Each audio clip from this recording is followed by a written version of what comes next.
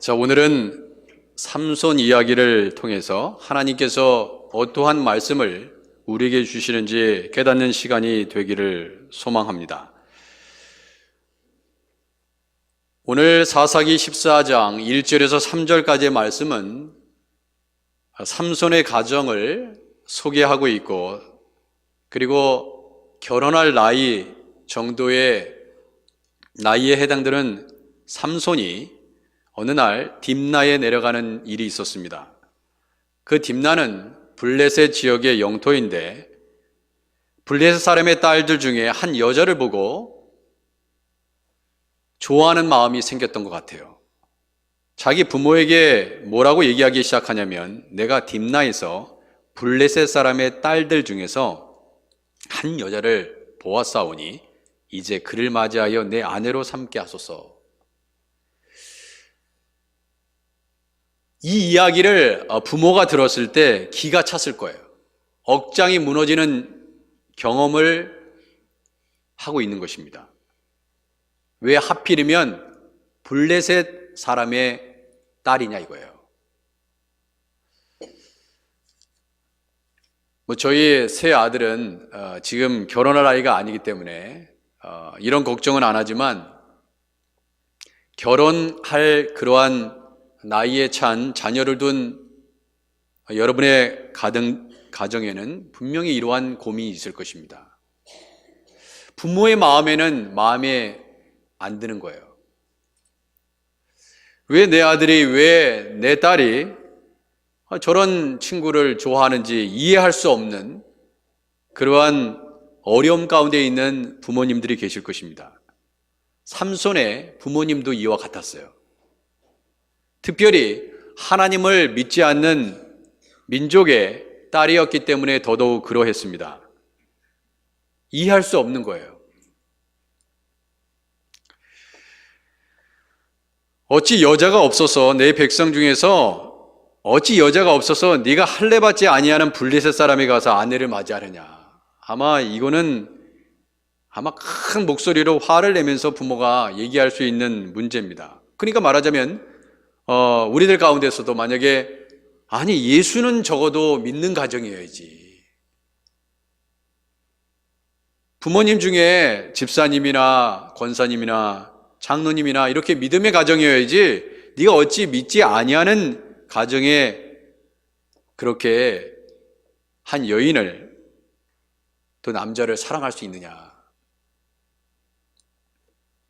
그러니까 이 삼손이요, 아마 어머니가 더 그랬던 것 같아요. 아버지한테 따로 갑니다. 따로 가가지고 뭐라 그래요? 내가 그 여자를 좋아하오니 나를 위하여 그 여자를 데려오소서. 아버지에게 부탁해요. 아버지는 좀 이해하겠지, 남자니까. 혹시 아버지도 그러지 않았을까? 그러나 또 부모의 마음은 그렇습니다. 내 눈에 흙이 들어오기 전까지는 안 된다. 너 그 여자하고 만약에 결혼할 생각이면 이제 이 호적에서 파가라. 너하고 나하고 인연은 여기서 끝이다. 이제 더 이상 너하고 나를 어미라 부르지도 말고 아비라 부르지도 말라. 그렇게 강하게 그렇게 얘기를 하는 것이죠. 이것이 지금 삼손의 가정에서 일어났던 사건입니다. 여러분도 어쩌면 이런 일들을 경험하고 계셨고, 또 앞으로도 그런 일이 있을 수도 있습니다. 부모 마음에 들지 않기 때문에 그렇습니다. 자, 이렇듯 삼손의 이야기는 이렇게 써내려가고 있습니다. 여러분, 지난 주에는 제가 야곱에 대해서 이야기를 했습니다. 야곱, 부족한 점이 있었지만 여전히 하나님께서 귀하게 사용하셨던 종이 아니겠습니까? 삼손도 다르지 않습니다. 사실 팀 켈러 목사님이 이런 말씀을 하셨어요. 사사기에서 가장 흠이 많은 인물이 바로 누구냐? 삼손이다. 여러분, 삼손에 대해서 어떻게 생각하세요? 팀 켈러 목사님은 그는 폭력적이고 충동적이고 성중독자이고 정서적으로 미성숙하고 이의적인 남자였다. 그렇게 말씀하고 있습니다. 팀 켈러 목사님의 얘기예요. 물론 그분이 얘기하고 싶은 것은 이것을 단적으로 얘기해서 이것이 끝이 아니라, 물론 더 이거 서두에 이렇게 얘기하면서 더 좋은 부분을 말씀하시는 부분이 있는데, 여러분들도 다 이 팀 켈러 목사님의 이런 내용에 동의를 하실 것입니다. 참 정말 하나님의 종 맞나, 정말 이 삼손 같은 이 사사를 통해서 오히려 더 하나님의 영광이 가려지는 게 아닌가, 이런 생각이 드실 수도 있습니다. 결국 삼손이 그의 아버지에게 내가 그 여자를 좋아하오니 나를 위하여 그 여자를 데려오게 하소서. 그래, 하나님의 뜻은 생각하지 아니하고 부모님의 뜻은 생각하지 않고 결국 네 뜻대로 하는 그런 마음들, 그런 것들이 사사기 전체에 소견대로 행하는 그러한 모습이 아니겠는가, 이렇게 우리가 결론을 낼 수도 있을지 모릅니다. 그러나 저는 그런 생각보다는 좀 더 우리가 깊이 이 말씀을 삼손을 가지고 우리가 한번 나눠보려고 합니다. 흔히 우리는 삼손은 힘이 센 사람이라고 생각할 수 있습니다. 힘이 굉장히 셉니다. 그래서 힘이 세기 때문에 이게 좀 지혜롭지는 못하지 않겠는가, 이렇게 생각할 수 있어요. 그래서 특별히 운동선수들, 힘은 굉장히 셌는데 좀 머리가 좀 지혜롭지 못한 것 같아요. 머리는 별로 그렇게 좋아 보이지 않아, 이렇게 생각할 수도 있어요. 이게 이제 일종의 편견일 수 있는데, 삼손은요 절대로 머리가 둔한 자가 아닙니다. 굉장히 지혜로운 자예요. 어떻게 하셨지?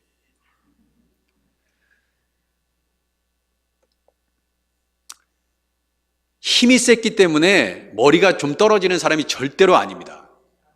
정말 삼손의 삶을 보면 하나님의 영으로 충만한 사람이었어요. 그 증거를 제가 보여드리도록 하겠습니다. 자, 먼저 사사기 14장 14절에 보면 삼손이요 이런 얘기를 하고 있습니다. 수수께끼를 내죠.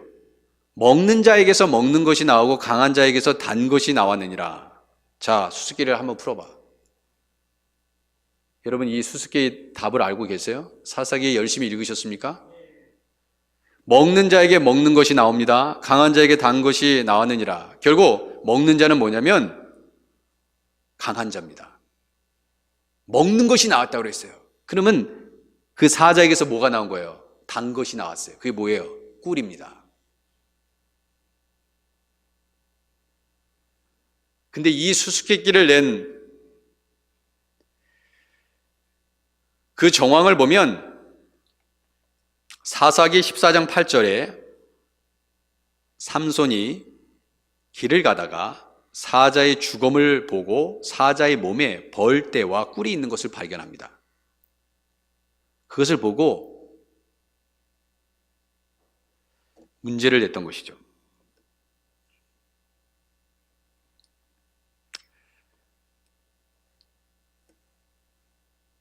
이 삼손은요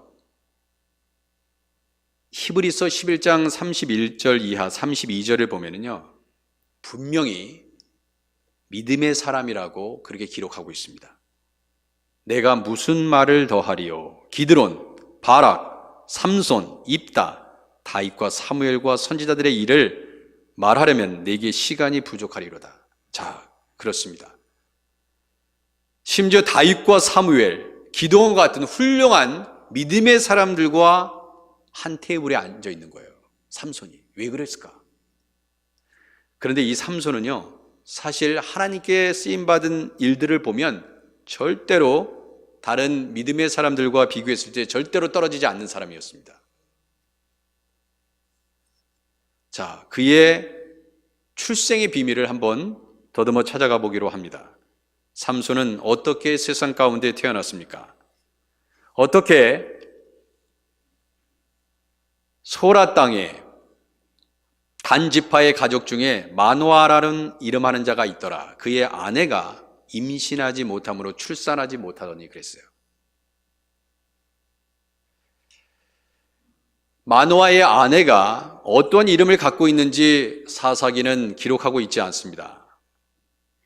그런데 여호와의 사자가 마노아의 아내 삼손의 어머니에게 나타났어요. 장차 삼손의 어머니가 될 이 여인에게 나타나서 뭐라고 얘기하냐면, 보라, 네가 본래 임신하지 못함으로 출산이 못하였으나 이제 임신하여 아들을 낳으리니. 자, 보세요. 저는 이 문장을 보면서 딱 두 인물이 떠올랐습니다. 첫 번째 예수님, 두 번째 사무엘. 사무엘도 나실인이에요. 여러분, 예수님의 탄생 어떻게 되시는지 아시죠? 천사가 나타났잖아요. 너에게 아들이 있을 것이다. 그 이름을 임마누엘이라 하라 그랬어요. 그런데 여러분 잘 보세요. 사무엘은 어떻게 해서 태어났는지 아시죠? 에브라임 사람 엘가나라는 사람이 있었는데 와이프가 둘이 있었습니다. 분인나와 한나예요. 그런데 이 분인나는 자식이 있었는데 한나에겐 자식이 없었습니다. 그래서 한나가 실로에 있는 성소에 가서 눈물로 기도합니다. 사무엘상 1장 10절에 말씀하기를 한나가 마음이 괴로워서 여호와께 기도하고 통곡하며 서원하여 이르되 만군의 여호와여, 만일 주의 여종의 고통을 돌보시고 나를 기억하사 주의 여종을 잊지 아니하시고 주의 여종에게 아들을 주시면 내가 그 평생에 그를 여호와께 드리고 삭도를 그의 머리에 대지 아니하겠나이다 그랬어요. 그래서 얻은 자식이 누구라고요? 삼손이 아니라 사무엘입니다. 자, 그래서 얻었어요. 그런데 여러분, 삼손의 출생의 비밀은 어떻다고요? 그냥 우리가 생각하기에 임신이 안 되니까 분명히 기도했을 거야, 이런 정황은 우리가 충분히 생각할 수 있어요. 그래도 하나님께 부르짖었겠지. 마노아의 아내가 임신이 안 되니까 분명히 아들이든 딸이든 자식을 위해서 기도했을 거야, 이런 거는 충분히 우리가 생각할 수 있는데, 근데 사사기는 마노아의 아내가 기도했다는 기록을 남겨놓지 않았어요. 임신하지 못함으로 출산하지 못했다는 기록과 함께 바로 그 다음 구절에 여호와의 사자가 그 여인에게 나타나서 그에게 이르시되 보라, 내가 본래 임신하지 못함으로 출산하지 못하였으나 이제 임신하여 아들을 낳으니. 네가 기도했기 때문에 네 눈물의 기도 내가 다 받았다. 그렇기 때문에 내가 너를 임신시킬 거야. 이런 구절이 없어요. 제 성경에는 없는데 여러분 성경에는 있을지 모르니까 잘 사사지 한번 찾아보시기 바랍니다. 없어요.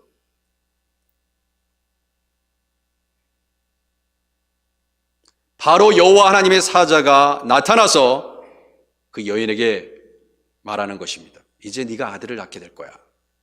그러므로 너는 삼과 포도주와 독주를 마시지 말며 어떠한 부정한 것도 먹지 마. 너부터 나실인이 돼. 네가 어떠한 존귀한 자를 낳을 몸이 되기 때문에 그 전부터 네가 독주와 포도주 다 삼가해. 네 뱃속에서 태어날 아이는 하나님께서 선택한 나실인이 될 거야.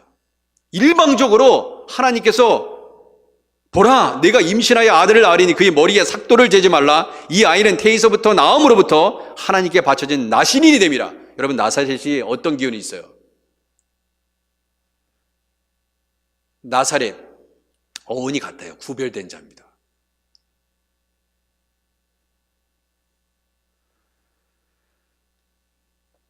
하나님의 전적인 섭리와 축복 아래 태어난 인물이 삼손이에요. 하나님의 계획과 철저한 구원의 역사 속에서 태어난 인물이 누구예요? 하나님의 아들 예수 그리스도입니다. 왜 삼손이 이 마노아의 가정에 태어날 수밖에 없었나? 그 이유를 사사기 13장 5절에서 이렇게 얘기합니다. 자, 하나님께 바쳐진 나신인이 될 거야. 그가 블레셋 사람의 손에서 이스라엘을 구원하기 시작하리라. 그렇게 얘기했어요. 그러니까 하나님은요, 사사시대에 소견대로 이스라엘 왕이 없어서 소견대로 행하는 그 땅에 구원의 복음을 주시기 위하여 이 마노아의 가정에 삼손을 태어나게 합니다. 그가 이스라엘을 구원할 것이다.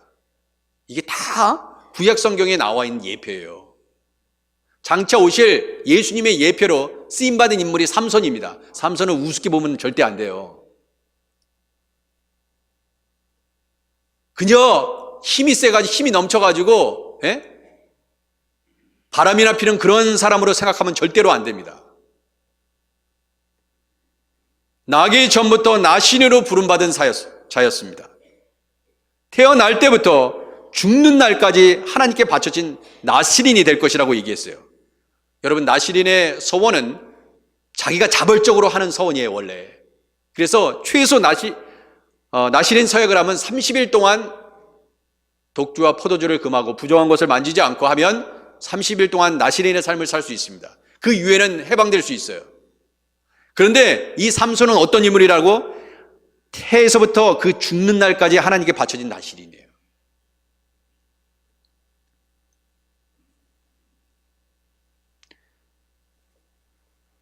그것이 사사기 13장 7절의 기록입니다. 그가 내게 이르기를 보라, 내가 임신하여 아들을 낳으리니 이제 포도주와 독주를 마시지 말며 어떠한 부정한 것도 먹지 말라. 이 아이는 태에서부터 그가 죽는 날까지 하나님께 바쳐진 나실인이 됨이라.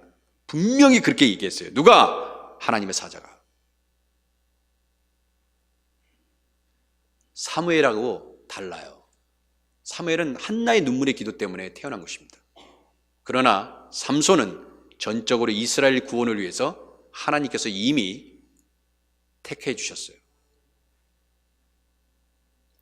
사무엘은 내가 한나가 서원했기 때문에 여호와께 평생 드리겠다, 이렇게 어머니의 서원 기도 때문에 나신인이 된 거예요.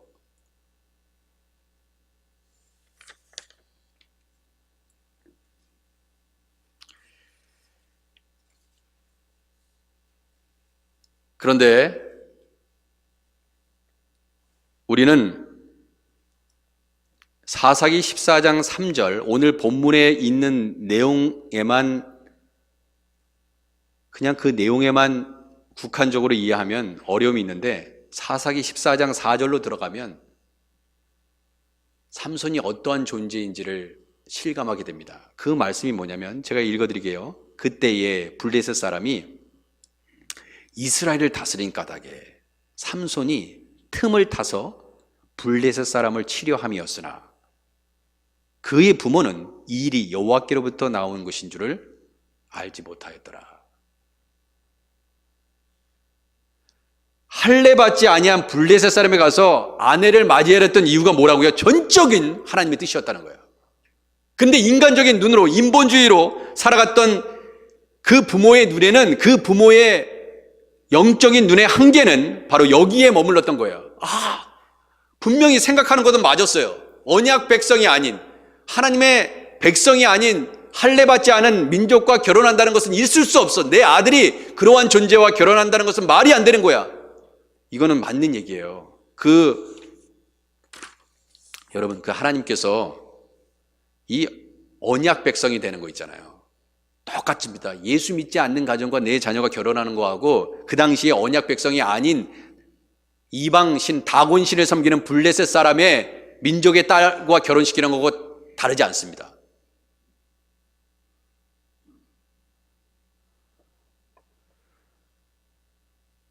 삼손이 틈을 타서 블레셋 사람을 치려함이었으나 이게 거룩한 하나님의 뜻을 이루기 위해서 삼손은 그렇게 했다는 거예요. 근데 그 부모는 이해할 수 없었다는 것입니다. 그 부모도 하나님의 뜻을 생각했고 삼손도 하나님의 뜻을 생각했습니다. 그러나 더 하나님께서 원하시는 뜻이 있어요.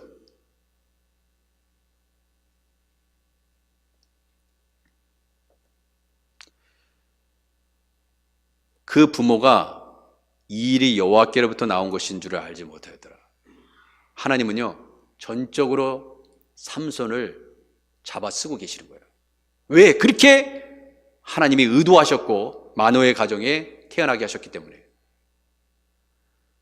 내가 블레셋 여인을 좋아하게 된 것도, 삼손이 그렇게 좋아하게 됐던 것도 뭐예요? 하나님의 뜻 안에서 좋아하게 된 거예요. 마음에 든 것입니다. 이상하다. 내가 왜 저 여인이 생각나지? 왜 이렇게 이뻐 보이지? 막 이런 것들이 있잖아요. 여러분, 부모가 어찌 자식의 마음을 알겠어요? 몰라요. 내가 낳은 자식도 내 자식이 내가 좋아하는 여자 만나고 싶다는데 어떻게 부모가 저기 하겠습니까?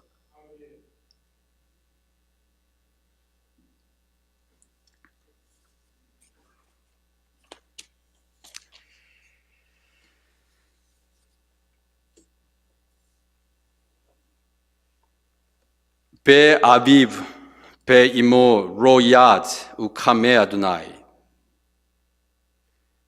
His father and his mother knew not that it was from the Lord. 삼손이 블레셋의 여인을 좋아한 것은 그 하나님의 거룩한 뜻과 목적을 위한 것이었다는 것입니다.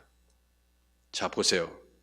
얼마나 하나님께서 삼손을 사용하고 계시는지 또 다른 본문을 제가 소개해 드리겠습니다. 사사기 14장 6절에 여호와의 영이 삼손에게 강하게 임하니 그가 손에 아무것도 없이 그 사자를 염소 새끼를 찢는 것 같이 찢었으나 그는 자기가 행한 일을 부모에게 알리지 아니하였더라. 자, 여기에 이 구절 한 구절에 엄청난 의미들이 숨겨져 있습니다. 자, 여호와 영이 삼손에게 강하게 임했습니다. 삼손이 언제 기도했어요? 하나님의 영이 나에게 임하게 해달라고 언제 기도했냐고요? 그가 손에 아무것도 없이 그 사자를 염소 새끼를 찢는 것 같이 찢었으나, 여러분, 사자를 염소 새끼 찢는 것 같이 찢었다고 그랬어요. 그래서 제가 그런 생각이 들었어요. 여러분, 염소 새끼를 찢는 것도 쉽지 않습니다. 제가 꿈에 영적인 싸움을 한 적이 있었습니다. 귀신들이 저를 막 향해서 덤벼오는 거예요. 근데 하나님의 말씀이 선포되고 그 순간 제가 그 귀신들을 다 찢어버렸어요. 다 종이 찢듯이. 그리고 불에 다 태워버렸습니다.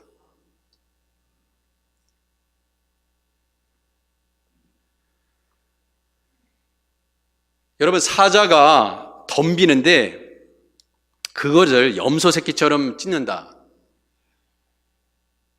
근데 그것이 여호와의 영이 임했기 때문에 가능했다고 사사기 14장 6절에서 그렇게 얘기하겠습니다. 그리고 보세요. 그가 자기가 행한 일을 부모에게 알리지 않았어요. 여러분, 우리는 조그만 대단한 일, 어떤 일을 이루면은 얼마나 자랑하고 싶어요. 그렇죠? 요만한 일도 뻥 터뜨려가지고 뻥튀기처럼 말이죠. 정말 부풀려서 얘기할 때도 얼마나 많아요. 그러한 체험을 했는데도 불구하고 부모에게 말하지 않습니다. 제가 볼 때는 저는 이런 모습을 보면서 여기에 겸손함이 있다.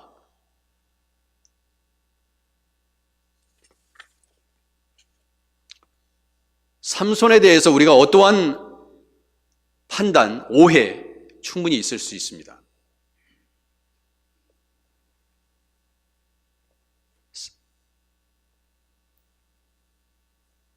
뿐만 아니라 사사기 14장 19절에서도 더 리얼하게 이렇게 얘기해요. 여호와의 영이 삼손에게 갑자기 임하심이에요. 여러분, 갑자기라는 건 뭐예요? suddenly. 갑자기 내가 생각하지 않았는데 갑자기 임해버린 거예요. 여호와의 영이 삼손에게 갑자기 임하심에 삼손이 아스글론에 내려가서 블레셋의 영역이죠. 그곳 사람 30명을 쳐 죽이고 노력하여 수수께 깊은 자들에게 옷을 주고 힘이 놓아여 그의 아버지의 집으로 올라갔고, 그렇게 기록되어 있습니다. 갑자기 임하신 거예요. 자기도 모르게. 누군가 이렇게 막 가다가 마켓에서 갑자기 어떤 사람을 만날 수도 있잖아요. 여러분, 우리 하크네시아 교회 성도들 마켓에서 만나고 길거리에서 만나고 또 도로변에서 잠시 정차하는 상황에서 만나게 되면 반갑잖아요. 기대하지 않은 그 장소에도 누굴 만나는 것입니다. 여호와의 영이 그렇게 임했다는 거예요. 하나님은요, 이미 이스라엘을 구원하기 위해서 삼손을 쓰기로 결정하셨고, 그래서 이 땅에 보내셨기 때문에 시시때때로 하나님께서 삼손에게 하나님의 영으로 임합니다. 그러니까 그런 역사가 일어난 것이죠. 이러한 축복이 여러분과 저의 삶 가운데 넘치시기를 주님의 이름으로 축원해 드립니다. 여호와의 영에 사로잡혀서 주님의 일들을 감당하는 여러분과 제가 되기를 주님의 이름으로 축원해 드립니다. 물론 하나님께서 여러분의 기도를 받으시고 하나님의 역사하실 수 있어요. 그렇지만 그럼에도 불구하고 하나님의 성령께서 여러분과 함께 하셔서 이거는 어떤 거예요? 자기의 뜻에 관계없이 내가 다른 생각을 있잖아요. 할 틈을 하나님이 주시지 않는 거예요. 그 하나님이 선하신 하나님이시기 때문에 야, 네가 이거 해볼래? 저거 해볼래? 너 이거 할 거야? 저거 할 거야? 아니 싫은데요? 그게 관계없어요. 그런 생각할 틈을 주지 아니하시고 하나님이 역사하시는 겁니다. 그러면 얼마나 좋아. 이러한 삼손에게 임했던 하나님의 영이 성령께서 우리를 사로잡아 주님의 일들을 감당하는 여러분과 제가 되기를 주님의 이름으로 다시 한번 축원해 드립니다. 삼손은요 이렇게 쓰임 받았어요. 삼손은 하나님의 영이 임하지 않으면 어떤 일도 하지 않았습니다. 사사기 15장 14절을 볼까요? 삼손이 레이의 이름에 블레셋 사람들이 그에게로 마주 나가며 소리 지를 때에 여호와 영이 삼손에게 갑자기 임하심이에요. 삼손이요 여호와의 영이 임하지 않았으면 싸움하지 않고 피해갈 수도 있고요, 그냥 비껴나갈 수도 있고요. 뭐 오늘 또 뭐 싸워 또 어디 다칠 수도 있고. 그게 아니에요. 여호와 영이 자기도 모르게 삼손에게 임합니다. 갑자기 임하심에 그의 팔 위에 밧줄이 불탄 삼과 같이 그의 결박되었던 손에 떨어지니라. 이게 무슨 스토리인지 아시죠? 블레셋 사람들이 그 유다 사람들을 죽이려고 하니까 야, 너 삼손을 내놓을래? 너네들 다 죽을래? 그랬다고요. 그러니까 이 삼손이 우리 이스라엘 사람들 다치면 안 되니까 자기가 몸소 결박돼서 가는 거예요. 어디 이기주의예요? 자기만 생각했어요. 언제 삼손이.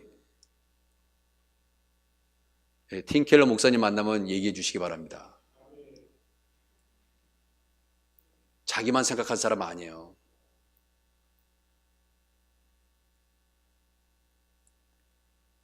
그의 팔 위에 밧줄이 불탄 삼과 같이 그의 결박되었던 손에서 떨어진지라. 불에 탄 삼과 같이. 왜? 여호와의 영이 임했기 때문에. 삼손이 나귀의 새 턱뼈를 보고 손을 내밀어 집어들고 그것으로 1000명을 죽이고 이르되 나귀의 턱뼈로 한 더미 두 더미를 쌓았으며 나귀의 턱뼈로 내가 1000명을 죽였도다 하니라. 하나님의 영이 임했기 때문에 그렇습니다.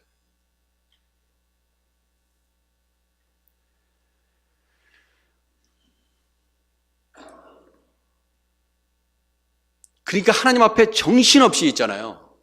정신없이 싸우다 보니까 너무나 목이 말라서 그때 여호와를 찾았다고 되어 있네요.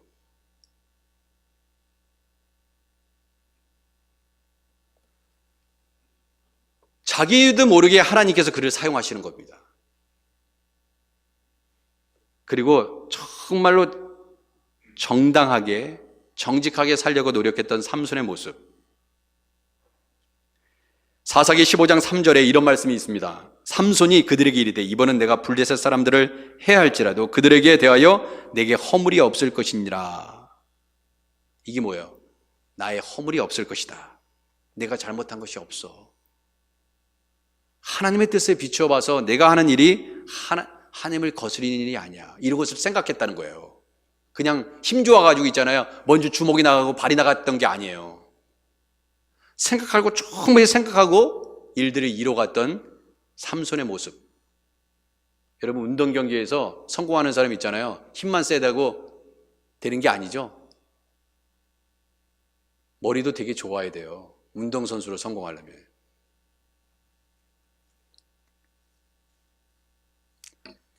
물론 자기의 연약함으로 들릴라에게 속아서 눈이 다 뽑히고 가사에 내려가 노줄을 메고 그에게 옥에 맷돌을 돌리게 하였던 그러한 고난과 아픔도 경험합니다. 다 머리털이 밀려서 하나님의 말씀에 순종하지 못했기 때문에 다 힘이 떠났습니다.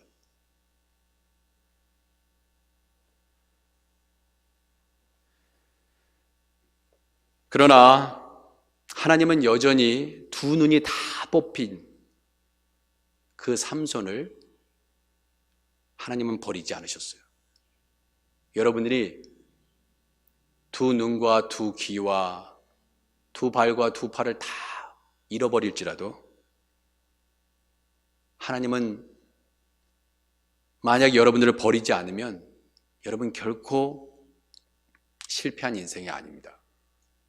설사 비즈니스를 하다가 어려움을 만나서 모든 것을 다 잃어버릴지라도 하나님 앞에 버림받지만 않으면 그 인생은 하나님의 복을 여전히 누리고 있는 것입니다. 삼손이 그러했어요. 삼손이 두 눈이 뽑힌 후에 이렇게 간절히 기도합니다. 사사기 10장 28절에 삼손이 여호와께 부르짖어 이르되 주 여호와여 구하옵나니 나를 생각하옵소서. 하나님이여 구하옵나니 이번만 나를 강하게 하사 나의 두 눈을 뺀 블레셋 사람에게 원수를 단번에 갚게 하옵소서.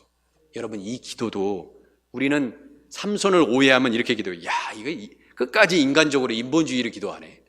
지 원수 갚겠다고 한 번만 강하게 해달래. 야 역시 삼손은 죽을 때까지 이 모양이야. 여러분 그렇게 생각하시면 안 됩니다. 하나님은요 삼손을 붙잡고 계시고 삼손을 통해서 블레셋 사람을 멸하기로 결정하신 거예요. 삼손의 원수가 이스라엘의 원수입니다. 다윗의 원수가 하나님의 원수예요. 하나님의 종의 원수가 하나님의 원수예요.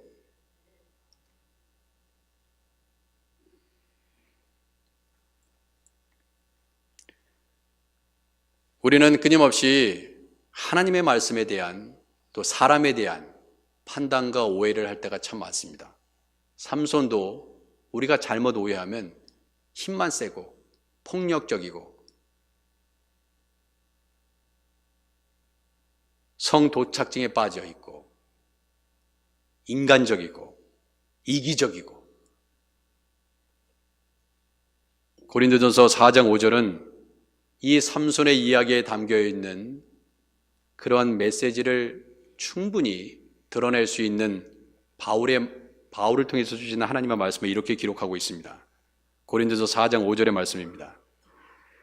그러므로 때가 이르기 전 곧 주께서 오시기까지 아무것도 판단하지 말라. 그가 어둠에 감춘 것들을 드러내고 마음의 뜻을 나타내시리니 그때 각 사람에게 하나님으로부터 칭찬이 있으리라. 여러분 어떠한 일이 벌어지더라도 절대로 판단하지 마세요. 삼손의 부모님이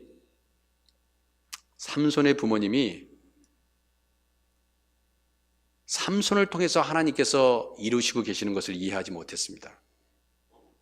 블레셋 사람을 치료했던, 그래서 딥나의 여인을 좋아하게 됐던 그것을 이해하지 못했어요.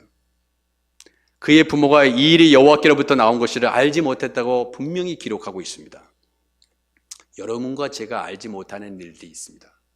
그렇기 때문에 판단하지 말라는 거예요. 판단하지 않으면 나중에 다 하나님께서 드러내실 거야. 너네들이 모르는 거 전부 다 드러낼 거야.